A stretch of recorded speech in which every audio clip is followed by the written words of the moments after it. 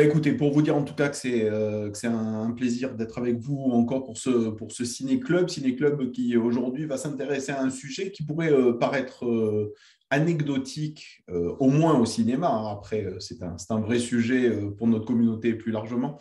Mais en fait, quand on creuse un peu la question, et c'est ce qu'on va voir tout au long de cette heure qu'on va passer ensemble, la question du mariage mixte, sous toutes ses formes d'ailleurs, est vraiment une question qui est extrêmement rebattue dans le monde du cinéma, dans les films, depuis très longtemps, sur tous les continents.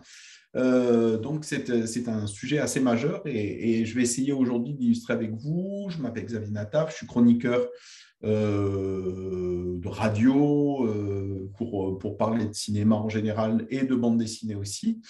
Enfin, donc je l'ai dit, je suis basé à Marseille, mais j'interviens dans un certain nombre de radios à travers la France, et notamment sur Radio J à Paris, où tous les jeudis matins, si mes souvenirs sont bons, oui, c'est ça, à 7h15, j'ai justement une chronique autour des films et des séries à thématique juive. Donc, si ça vous intéresse, vous pouvez aller sur le site de Radio J. Et puis, en fin de conférence tout à l'heure, vous pourrez retrouver aussi l'adresse de mon blog sur lequel je traite de toutes ces questions si ça vous intéresse. Alors, pour revenir au sujet qu'on a décidé de traiter aujourd'hui avec les responsables d'Adach Shalom, c'est cette question du mariage mixte au cinéma. Et c'est vrai que, bon, alors, d'abord, mettons-nous bien d'accord. Évidemment que mariage mixte, a priori, c'est un mariage entre hommes et femmes. Mais par facilité, d'abord pour ne rentrer dans aucune discussion de société, mais plus largement, je le dis évidemment avec beaucoup d'humour, non, mais évidemment, on parle de mariage exogame, alors voilà, de deux personnes qui sont a priori de milieux, de religions différentes. Et bon, par facilité, évidemment, on va appeler ça mariage mixte, mais je le disais tout à l'heure, hein, c'est vraiment un sujet universel, de toute façon.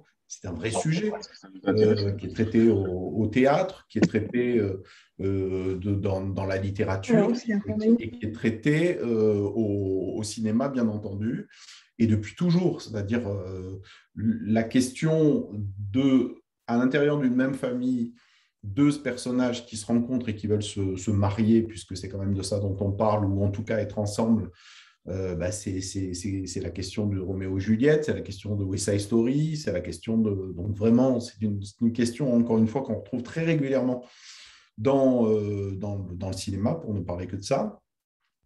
Et c'est évidemment un formidable ressort pour les scénaristes, pour les réalisateurs, pour ceux qui font des films, que de traiter de cette question. Parce que c'est une question, encore une fois, qui touche tout le monde depuis toujours. Comment, dans une famille, on accepte, on accueille une autre culture, une autre religion, voire même un autre pays, une autre race, etc. etc. Donc, c'est encore une fois un sujet assez facile et à traiter. On peut le traiter de plusieurs manières, et c'est ce qu'on va essayer de voir aujourd'hui à travers des extraits. J'ai sélectionné pour vous, et j'avais un grand choix, mais d'essayer de voir comment les choses ont été traitées et de quel point de vue.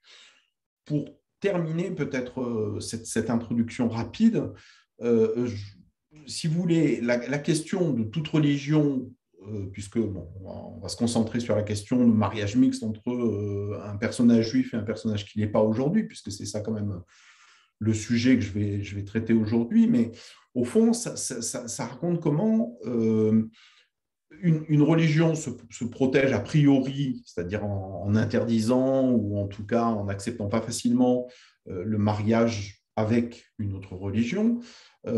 C'est une réaction d'un groupe qui se protège de peur de dissolution, voire de disparition, hein. C'est bien le grand thème de…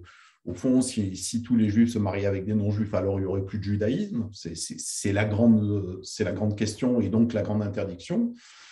Et à l'inverse, pour les protagonistes qui souhaitent rencontrer quelqu'un qui ne fait pas partie de la religion juive, c'est bien la question de comment on s'émancipe des dictats de ses parents, de la famille, de son groupe. C'est-à-dire, au fond, comment est-ce que question encore une fois, intemporel, universel et géographiquement qui touche tout le monde. Comment on peut vivre sa vie sans trop décevoir ses parents, pour la faire courte. Et les psychanalystes vivent là-dessus depuis des années, c'est un vrai grand sujet.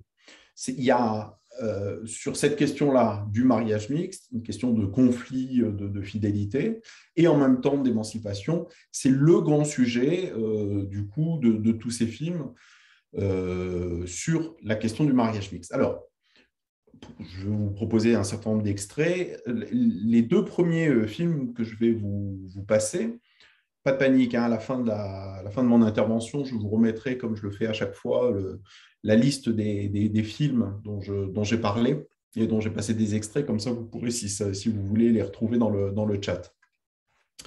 Deux films, Dieu est grand et moi je suis toute petite, qui est un film de 2001, et Le Tango d'Erachevski. Deux extraits sur lesquels la première chose qui m'a frappé dans cette question des films qui traitent de cette question-là, c'est que du point de vue du personnage juif, il n'est pas toujours cohérent. C'est-à-dire, en même temps, il veut bien être avec une ou un non-juif, mais en même temps, son rapport à la judéité est très compliqué. Oui, mais non, mais je ne veux pas que tu te convertisses, etc., etc. Et ça donne des scènes absolument savoureuses. Et je vais vous proposer donc deux petits extraits. Alors, partagez l'écran.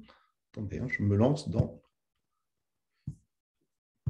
les deux premiers extraits de ces films. On se retrouve après.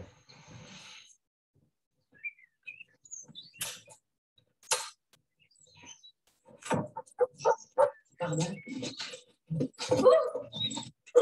Bah oui, ça fait un coup de temps. Excuse-moi, c'est la faute de Bruce. Hein, Bah il bon, faut que je te donne les clés. Ah oui. Tiens, et voilà. Tiens, ouvre la porte. Qu'est-ce que ça fait?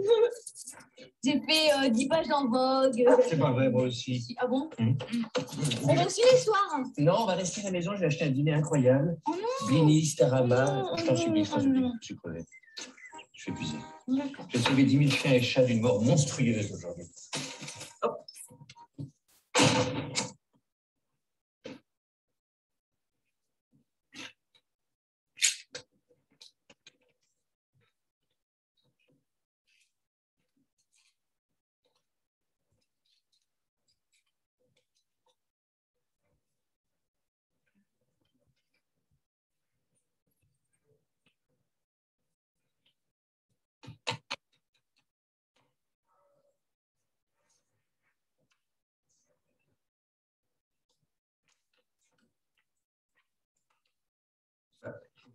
Tu fais, tu peux pas dîner?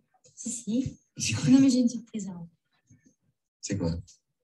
C'est une bonne surprise. Très bien. C'est la surprise? Ouais, c'est mieux ça. Je te remercie, je sais que c'est Mezouza, que ce fout-là. C'est une surprise. Tu fais chier. Pourquoi t'as foutu ça? Elle est jolie. C'est pas fait pour être joli, Mezouza. C'est même pas le bon côté, sois gentil. Là. Elle te plaît pas? Non, fais pas. Qu'est-ce qu'il y a? C'est pas que ça me plaise ou pas. Ne me donne pas un cadeau qui a un rapport avec la religion juive. Ça peut te faire plaisir. Tu peux me faire. Ne fais pas une petite tête mignonne, arrête, enlève-la, s'il te plaît, et viens dîner, allez. Bon, qu'est-ce qu'il y a? Tu veux qu'elle reste ici? Tu veux que tout le monde sache que je suis juif dans l'immeuble, c'est ça? T'es juif, hein? Ça va parler de me dire sur ce ton-là. Attends. Arrête de faire des petites têtes dès que je te parle. Est-ce que tu as entendu sur quel ton tu me l'as dit? Tu as entendu sur quel ton tu me l'as dit? Non, j'ai pas. Je Bon. vraiment pas, je comprends pas. Tu comprends pas? Non. Donc tu as envie que tout le monde sache que je suis juif dans l'immeuble, c'est ça? Et si moi, j'ai pas envie qu'on sache que je suis juif, tu crois pas que ça me regarde un peu? Bon, viens. Voilà. Viens. Regarde. Sur la porte. Quoi? Tu vas écrire juif en énorme. N'importe Tu vas quoi. écrire juif. Fais ce que je te dis maintenant. Tu fais ce que je te dis. Tu écris juif sur cette putain de porte. Mais ça n'a rien d'immonde. C'est un truc, ça fait partie de la tradition. Répète ce que tu viens de dire. Répète ce que tu viens de dire. Tu as dit immonde. Reviens. Pourquoi tu dis immonde? C'est antisémite le vocabulaire. C'est les antisémites qui disent immonde. D'accord? Ce sont les antisémites qui disent immonde. Si tu étais antisémite, tu dirais ça. Je suis antisémite. Ben, si tu parles comme une antisémite, oui, tu es antisémite. Je pense que tu es antisémite. N'importe quoi, vraiment, alors là... Tu n'es pas antisémite, peut-être. Au cinéma, Tu dis non, on n'est pas, c'est ça? par rapport au judaïsme, à cause des nazis, alors... C'est un argument de merde, Michel. Mais je peux pas être antisémite, je suis bouddhiste. Non. Puis je t'aimerais pas si t'étais antisémite. T'es bouddhiste, t'es rien. C'est pas parce qu'il t'arrache la gueule, ça vient de moi. Je vais l'enlever. Je vais l'enlever tout de suite. Comme ça, c'est réglé. Personne n'a vu le faire, tout va Je bien, m'en ok? fous, t'es vieux ou pas, pourquoi je devrais avoir honte en plus? Tu me déçois. C'était pour toi, pour te faire plaisir.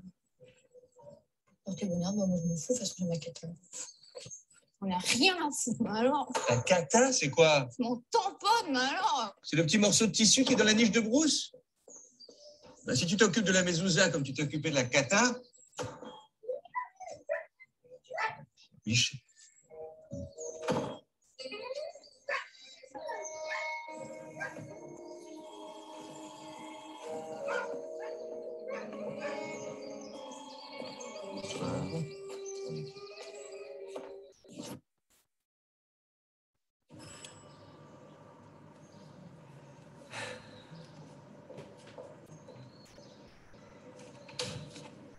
Shalom. Shalom.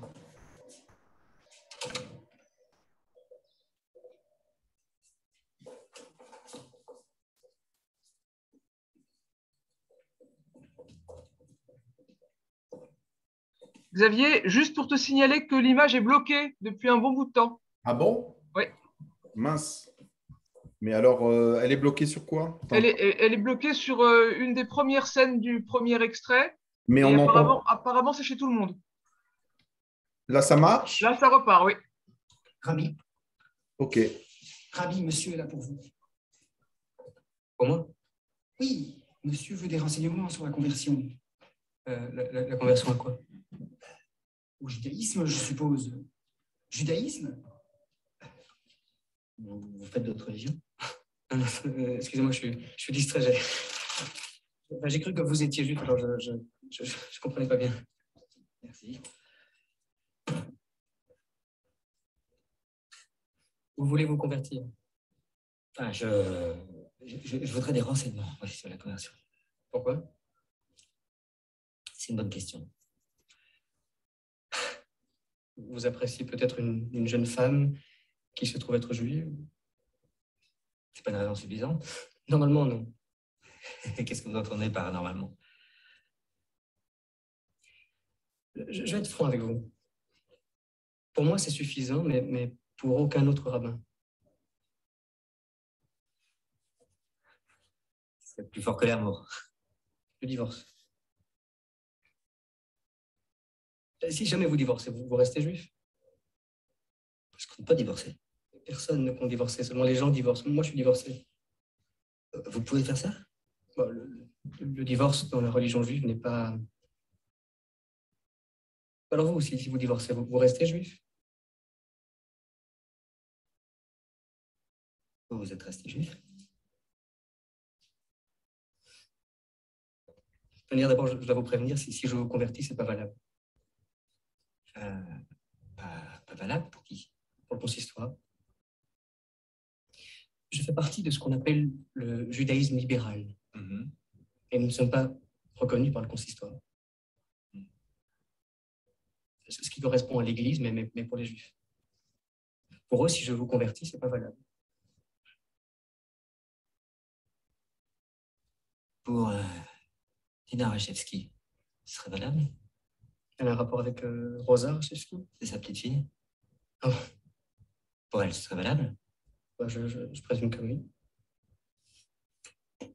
Bon. Qu'est-ce que je dois faire? Pour me convertir?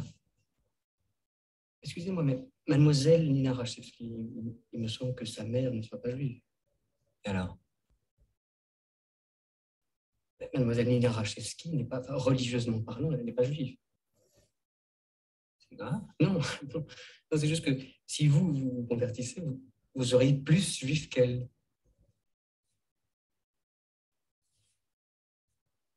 Évidemment que je suis juive. Religieusement parlant, non. Pourquoi? Parce que ma mère n'est pas juive, c'est Ouais. ça? C'est ça? Alors tu te dis, ouf, un juif de moi? Chaque fois qu'un juif apprend que ma mère n'est pas juive, il me sort, mais alors toi non plus, t'es pas juive.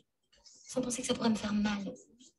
C'est tout ce que t'as appris, le judaïsme? Que ça se transmet par la mère? Écoute, moi, j'en savais rien. C'est le rabbin qui m'a dit que... Le rabbin? Ouais. Attends, un rabbin pour vérifier si j'étais bien juive? Non, non, faut me renseigner sur la conversion. Tu veux une famille juive, non? Antoine, je veux pas que tu te convertisses, moi.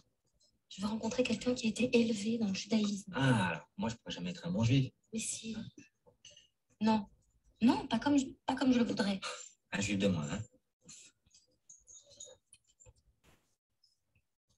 Écoute, Antoine, je te trouve très sympathique. Lina, tu sais ce que c'est ton problème? C'est qu'en fait, tu te sens pas vraiment juive. Si, je me sens juive. Ah bon? Et qu'est-ce que tu fais exactement pour te sentir juive? Ah bah justement, il n'y a rien à faire, il faut juste le sentir. Alors, c'est bon, moi, je peux être juif. Ah oui? Comment? Bah là, maintenant, là, je me sens juif. C'est suffisant, non?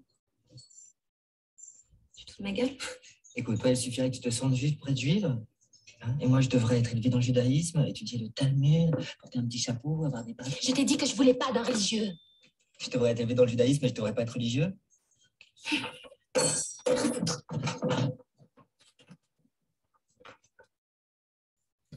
Voilà. Première partie de... Alors, ça y est, je suis à nouveau à l'écran. Ouais. Donc, évidemment, tout n'est pas toujours cohérent dans cette question du mariage. En tout cas, je ne parle pas obligatoirement dans la vraie vie, mais aujourd'hui, on parle du cinéma et comment les scénaristes et les réalisateurs s'emparent de ce sujet et de la complexité, au fond, des uns et des autres à exprimer leur judaïsme, leur manière de vouloir être juif, la contradiction que ça porte. Et évidemment que c'est surtout du pain béni pour les comédies. Encore une fois, c'est un sujet qui est très régulièrement traité de manière plutôt sympathique et plutôt sur la comédie, parce que évidemment que quand dans un scénario, on met des gens a priori de milieux opposés, ou en tout cas de milieux différents, bah, ça crée des quiproquos, des maladresses, etc. etc. Je ne sais pas si vous vous souvenez d'un des premiers films de l'histoire du cinéma qui s'appelle Jazz Singer. Il y a eu, dans les années 70, un remake avec Neil Diamond. Et une des scènes que je n'ai pas sélectionnées aujourd'hui pour ne pas être trop long, mais au fond, sa fiancée fait tout pour lui faire plaisir, fait un Shabbat formidable, donc elle se coupe la tête, elle allume les nérotes, elle a préparé du pain. Et vraiment, la table de Shabbat est absolument magnifique et elle arrive avec un énorme porcelet avec une pomme entre les dents. Donc, évidemment, elle s'est complètement plantée sur l'histoire. Bref, ça donne beaucoup de scènes et de quiproquos et c'est souvent ça qui est exploité dans le cinéma et dans les films. Alors, autre point de vue maintenant, ce n'est plus les protagonistes, mais c'est évidemment les parents. Les parents, et en particulier, en tout cas dans la cinématographie, c'est souvent les mères qui sont, elles, la garante et contre le mariage mixte. Enfin, ça arrive parfois que c'est le père, on verra bien, mais en tout cas, c'est elles qui font, déjà dans un premier temps, qui mettent leurs fils et leurs filles en garde contre cette dérive. Évidemment, je mets plein de guillemets là-dessus. Et ça donne des scènes parfois tout à fait excellentes. Je vous propose deux extraits de films. Petite conversation avec ma psy, un film avec Matt Thurman et Meryl Streep, un film qui date de 2005. Meryl Streep est psy, elle reçoit une jeune patiente qui est jouée par Uma Thurman et qu'elle pousse à sortir parce qu'elle vient de vivre un divorce et à rencontrer plein de gens et à s'éclater globalement. Ce qu'elle n'avait pas prévu, c'est qu'elle rencontre le propre fils de Meryl Streep et évidemment, là, ça devient très, très compliqué. Et puis le deuxième film extrait que je vais vous proposer, c'est Let My People Go, de Michael Bush, voilà, et avec Carmen Maura en mère juive, qui est désespérée que ses enfants fréquentent des non-juifs. Autre extrait. Et il faut me dire si ça marche pas. Tac. C'est parti. Voulez-vous vous en garder pour la prochaine fois? Quoi? Qu'est-ce qu'il y a? Il n'a que 27 ans. Et alors? Ça veut dire quoi, et alors? C'est vrai, on a 10 ans de différence. Il pourrait être mon frère. Même s'il avait 36 ans, il pourrait être votre frère. Mais n'êtes-vous pas mal à l'aise pour moi? Ça ressemble au petit gars de la piscine dans un club de vacances. Oh, c'est très bien. Ça pourrait même vous être bénéfique, si vous voyez ce que je veux dire. Lisa. Quoi? Vous n'avez pas à en avoir honte. Vous êtes tous les deux matures sexuellement. Alors, vous n'êtes pas con? Au contraire, je suis tout à fait sûre que c'est très sain. Mais il faut admettre que ça ne mène nulle part. Car après tout, il est si jeune. Oui, mais c'est un peu tôt pour s'en inquiéter, parce que je doute que vous songiez à vous remarier dans une semaine, non? Profitez un peu de la vie. Vous le méritez bien. Oh, 27 ans. Oh, qu'est-ce que je donnerais? Non, elle n'est pas juive. Mais maman, je ne sais pas te tuer. Mais je veux que tu sois là pour voir tes petits-enfants. Tes petits-enfants juifs, maman. Non, j'ignorais que tu voulais être enterré en Israël. Maman, je ne pense pas qu'on discute de ces choses-là au téléphone. On se voit demain. Moi aussi, je t'aime. Bye.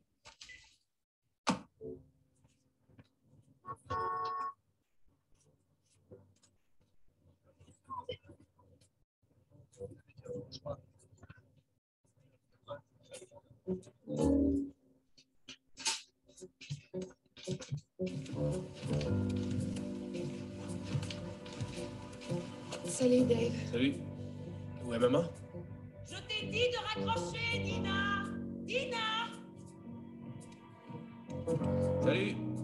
T'as pas été dans la salle de bain ce matin? Le fils de Jeff Rosenberg s'est fiancé hier. À une orthophoniste.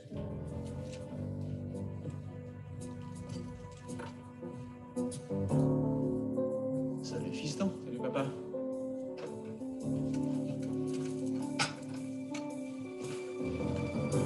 On doit reparler de notre dernière conversation téléphonique. Maman, je suis contente de te voir aussi. Je suis très sérieuse. Dans ce cas, je crois pas qu'il va s'agir d'une vraie conversation, mais plutôt de remontrance.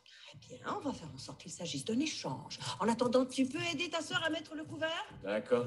Et sors la bouteille de vin du frigo. Il t'a appelé? Le lendemain. Chouette. Tu sais, j'en ai perdu l'habitude. Avez-vous prévu de vous revoir? Il m'a invité à sortir demain soir. Mais mon avion part très tôt dimanche. Et quand je lui ai dit que j'allais à Paris, il a dit « Ça a peut-être été mal l'autre soir, mais c'est pas une raison pour quitter le pays. » Il est drôle, ce gamin. Je t'en prie, utilise pas ce mot-là. Oui, désolé. Il est comique. Dis à Christian qu'il ne mange rien. Oui, grand-père, donne-moi les cornichons. Ça, on mange. Oups.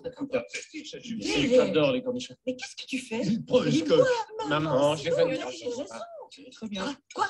Demain, je vais aller à la synagogue prier pour que tout le monde ait enfin une Dina, heure. tu sais que depuis que tu m'as parlé des ordinateurs... Maman. Quoi? Laisse-nous terminer. Il a fini. J'ai découvert que j'étais absolument... Dis-moi pourquoi tu fais ça. Il y a tellement d'autres femmes avec qui tu pourrais sortir.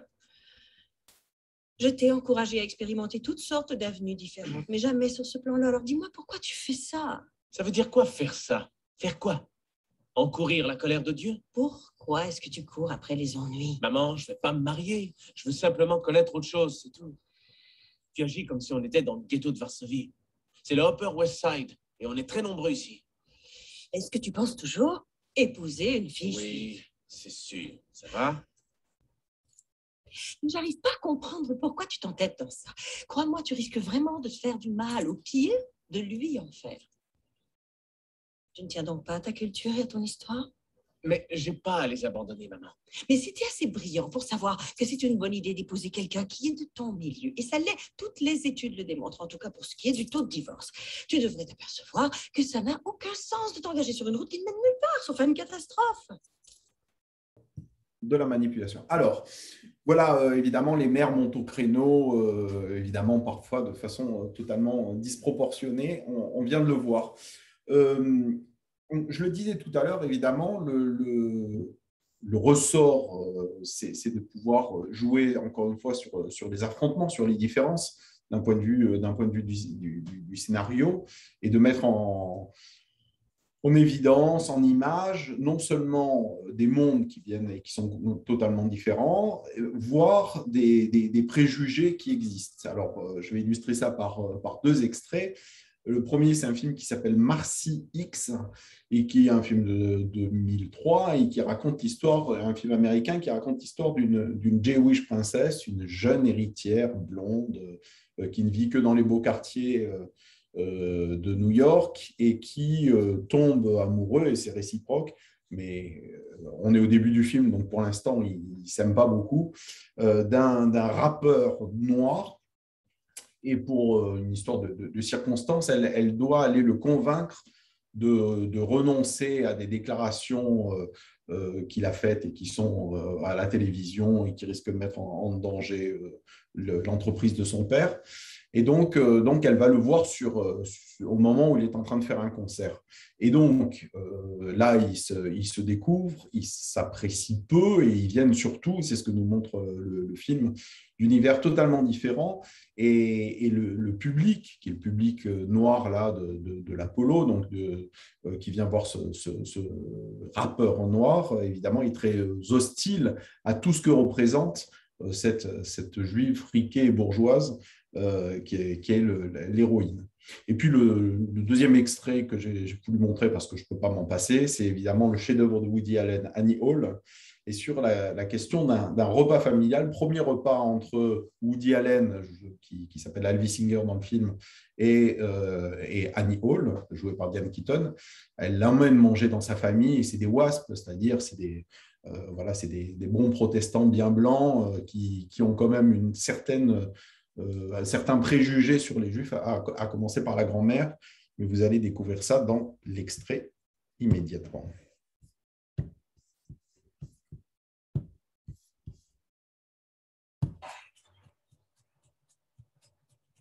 Ça y est, c'est passé à merveille. Comment on est?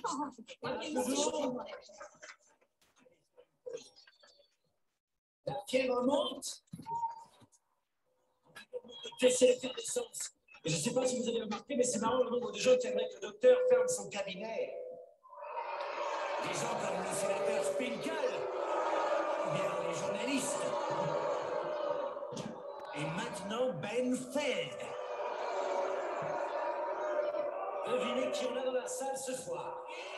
La petite fille chérie de l'autre blaireau, Marcy Feld. Et elle me demande de m'excuser. Et d'aller faire le faillot dans une conférence de presse. En fait, elle voudrait que je change tout ce que je suis. Pétasse! Ramène ton petit bonbon flasque par ici. C'est ça, d'abord, tu n'es pas ce qu'il a dit. En tout cas, pas du temps.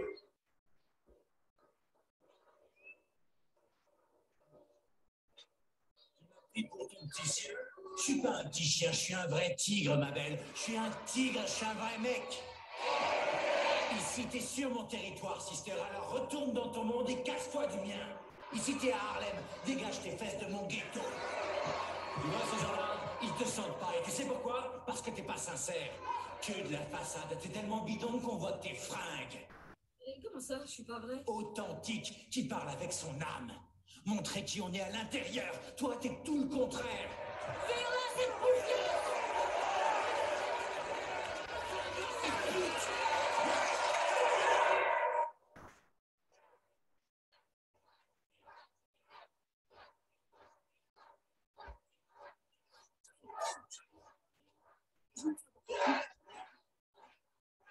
Si j'arrive à devenir quelqu'un de vrai, quelle que soit la signification de ce terme-là, vous viendrez à la réunion prévue demain matin? Et comment tu vas faire pour devenir sincère? Qu'est-ce que tu vas faire? Tu vas rapper devant nous?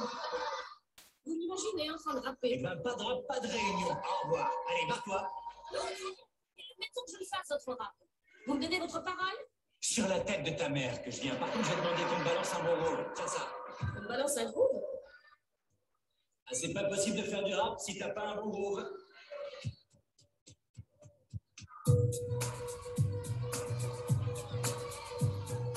Yo, yo, yeah, yeah.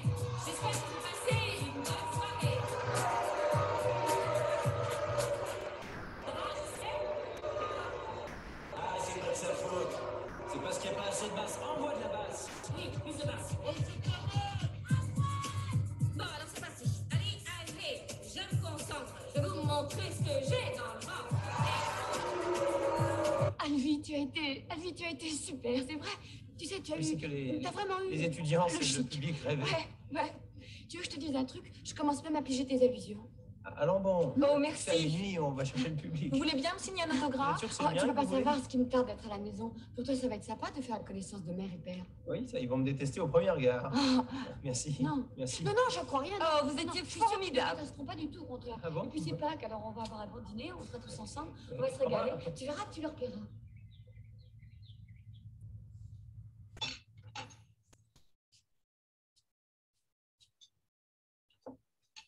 Cette année, il est divin, ton jambon. Oh, c'est vrai. Ma mémé, elle est extra. Raffiné, la sauce. Ah, ça oui, c'est de la dynamite, oui.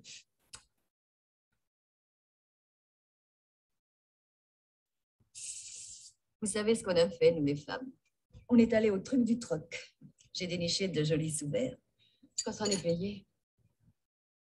Annie nous a raconté que vous vous faites analyser depuis 15 ans. Oui, je fais de très grands progrès. Bientôt, quand je m'allongerai sur le divan, je n'aurai plus besoin du bavoir à homard. Johan et moi, nous avons fait un saut à la marina. Oui, on a baroudé toute la journée. Oui. Ah, Randolph Hunt était sous pour ne pas changer. Oh, sacré Randolph Hunt. Tu te souviens de ce vieux Randolph, Annie? Il chantait dans ta chorale. Ah oui. J'avoue qu'elle me dépasse, cette famille. Annie a une mère qui est franchement très belle. Et ça vous cause tranquillement de troc, de marina. Quant à la vieille qui est là en bout de table, c'est lentilles ou pain primaire. Et avec ça, c'est fou ce qu'ils sont américains. Vous voyez, plein de santé. Le genre jamais malade, ni rien. L'antithèse de ma famille. Disons que eux et nous, c'est l'eau et le feu. Vous savez, j'ai rencontré... Voilà, les clients de son espèce valent rien. Sa femme est diabétique. Diabétique? Et puis quand c'est une excuse d'être diabétique? Le pauvre, il va sur ses 50 ans et il n'a jamais trouvé un travail qui paie. Pour toi, c'est une raison de voler son papa. Hein? Mais qu'est-ce que tu racontes? Tu ne sais même pas de quoi tu parles. Elle a donné son avis. Moscovitch, il a fait un infarctus. Qu'est-ce que tu développes encore? Au fait, qu'est-ce que vous faites pour Pâques, chère Madame Singer? Nous jeûnons. Jeûner. Jeûner? Ouais, et sans manger. Vous savez, nous devons expier nos péchés. Quel péché? Je ne vois pas lesquels. Pour être franc, moi non plus.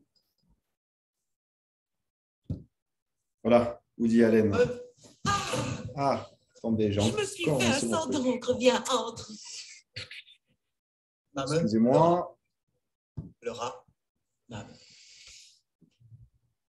Franc, moi non plus. Voilà. Alors, nous revoilà. Donc, Woody Allen, évidemment, vous l'avez vu, c'est de manière comique et c'est très, très courant dans le cinéma de Woody Allen, cette histoire de mariage mixte. Il est toujours avec des non-juifs. La plupart du temps, c'est lui qui se met en scène. Et notamment, voilà. Et donc, c'est évidemment très peu apprécié par sa famille. On voit ça notamment dans New York Story. Je ne sais pas si vous vous souvenez de ce film. Et il faisait un tiers du film, Woody Allen, et il y a la mère de Woody Allen qui est dans le ciel, comme ça, et qui dit toutes sortes de choses sur lui. Alors, jusqu'à maintenant, et la plupart des extraits sont des comédies, et on va continuer comme ça, parce que quand même, le dimanche soir, on se passe des trucs sympas, mais parfois, la question est traitée dans le cinéma de manière plus, j'allais dire, non seulement plus profonde, mais voire même plus dramatique. Et je vais vous proposer 2 extraits où ça se passe mal avec la famille. Le premier, c'est un film très chouette qui est malheureusement pas sorti en salle en France. C'est un film suisse. Il est sorti en 2018. On l'a vu parfois sur les plateformes. Si vous avez l'occasion de le choper, franchement, je vous le conseille. Le film s'appelle « Le formidable envol de Motti Wolkenbrock ». Déjà, le titre, voilà, « Formidable envol », ça dit un peu dans quel sens les choses devraient aller pour le réalisateur. Ça raconte l'histoire d'un jeune garçon d'une famille très, très pratiquante et très, très pieuse. Et la mère passe son temps à essayer de le marier. Et lui, il va à la fac et il rencontre une jeune femme non juive. Et on va en voir un extrait tout à l'heure. Juste pour vous signaler que le film, à l'origine, devait s'appeler « Le formidable envol de Motti Wolkenbrock » dans les bras d'une Shiksa, c'est-à-dire dans les bras, Shiksa étant le mot qui désigne une fiancée non juive et vous pouvez l'imaginer qui n'est pas très aimable dans la bouche des yiddishisants. Donc là, voilà, c'est peu sympathique. Et puis le deuxième extrait, donc là, ça se passe pas bien. En tout cas, la fin reste ouverte, mais même si c'est une comédie, il y a des moments très durs. Et puis je reviens à un fondamental, un film, un grand classique du cinéma et des Juifs à l'écran, c'est-à-dire Un violon sur le toit, le film de Chaim Topol de 1971. Vous connaissez l'histoire, hein, ça se passe dans un shtetl, c'est le laitier du village juif en Pologne qui doit marier ses 3 filles, c'est l'argument principal. Donc, il cherche à marier ces 3 jeunes femmes. Le premier, il décide de la marier avec le boucher, si mes souvenirs sont bons, mais il est très âgé, alors c'est une belle situation c'est une bonne alliance, comme on dirait, mais elle préférerait, d'abord épouser un jeune homme de son âge et un jeune tailleur qui est un peu timide, un peu comme ça, et puis finalement il craque et il accepte que sa première fille se marie avec celle qu'il a choisie, et puis la deuxième fille, il voudrait bien la marier avec un étudiant de yeshiva, mais finalement, elle préfère un jeune révolutionnaire communiste. Et finalement, il leur donnera la bénédiction. Et puis la troisième rencontre un Polonais non-juif. Et là, ça coince. Et en fait, il la reniera. Donc même si à la toute fin, après des programmes, ils sont tous obligés de partir de Pologne, notamment pour aller aux États-Unis, il verra une dernière fois sa fille et son nouveau mari, il les bénira quand même. Enfin, il leur souhaitera en tout cas, oui, que Dieu les bénisse. Partage d'écran, on est reparti sur ces 2 extraits.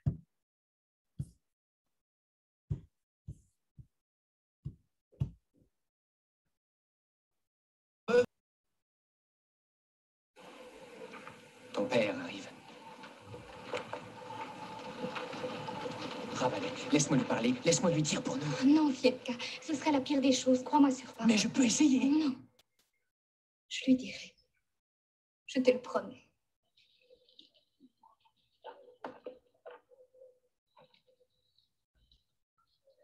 Bonjour, monsieur. Bonjour.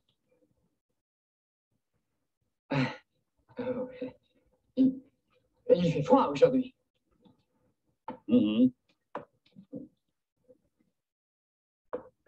Bon. Bonne journée, monsieur. Bonne journée, Raval. Bonne journée.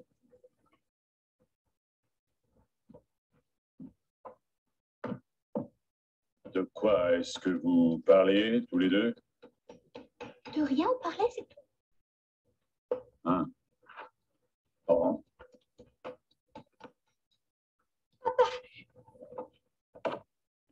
Fietka et moi, nous nous connaissons depuis longtemps maintenant et... Ravalais, je serais bien plus heureux si vous vouliez demeurer amis, mais à distance. Et n'oublie jamais qui tu es et qui est cet homme. Mais il a un nom. Oui, bien sûr. Toutes les créatures sur Terre ont un nom. Fietka n'est pas une créature, papa. Fietka est un homme. Qui dit le contraire? Seulement, lui, il est d'une différente sorte d'homme. Ainsi que le livre saint le dit, chacun recherche sa propre espèce. En d'autres mots, un petit oiseau peut aimer un poisson. Mais où vont-ils bâtir ensemble leur foyer? Le monde a changé, crois-moi. Non, Ravalais. Non. Il y a pour nous quelque chose qui ne change pas. Et qui ne pourra jamais changer. Nous ne le pensons pas. Nous? Moi et Fietka, nous voulons nous marier. Tu es complètement folle. Quoi? Est-ce que tu sais ce que ça peut signifier, se marier en dehors de sa religion? Mais papa! Non! J'ai dit non! Ne m'en parle plus jamais. Ne prononce plus ce nom devant moi. Ne le revois jamais. Jamais. Est-ce que tu m'as compris? Oui, papa, Tu as entendu? je t'ai entendu.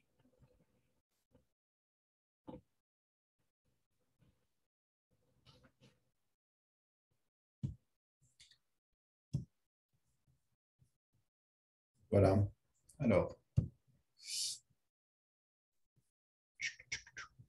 Et puis, donc voilà, ça c'était le. Alors, vous remarquerez que dans le film le formidable envol de Moty Wotkenbrock, le père prend la défense. Et tout au long d'ailleurs du film, là, on voit son attitude au moment de la crise, mais plus largement, c'est lui qui va essayer de recoller les morceaux et l'amour de son fils est plus fort que finalement, même si c'est un homme extrêmement pratiquant, plus fort que les interdits, en tout cas liés à la synagogue.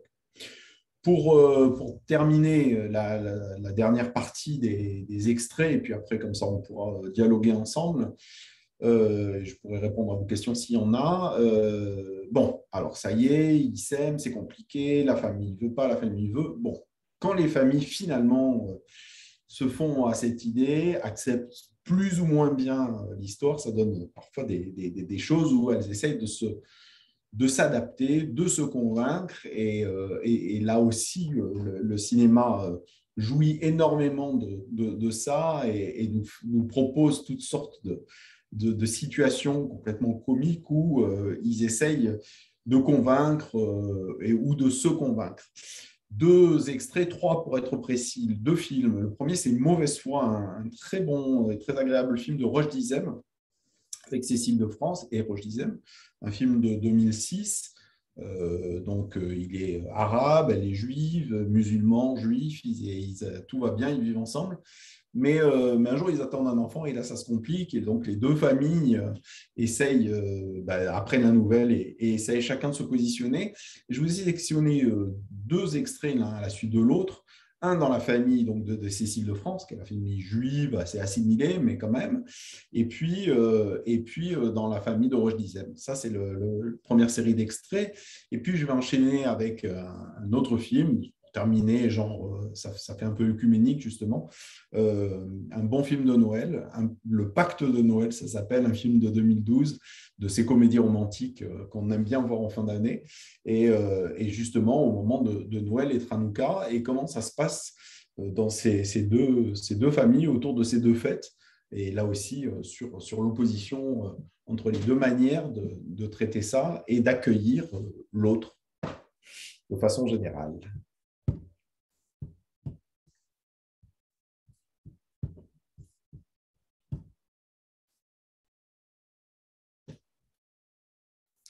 Voilà, voilà.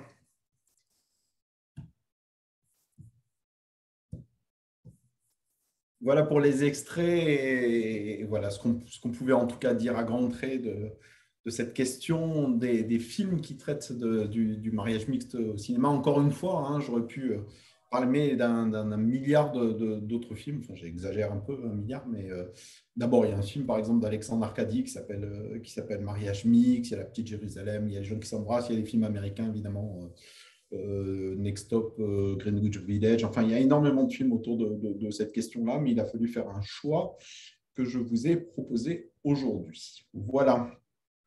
Merci beaucoup, Xavier.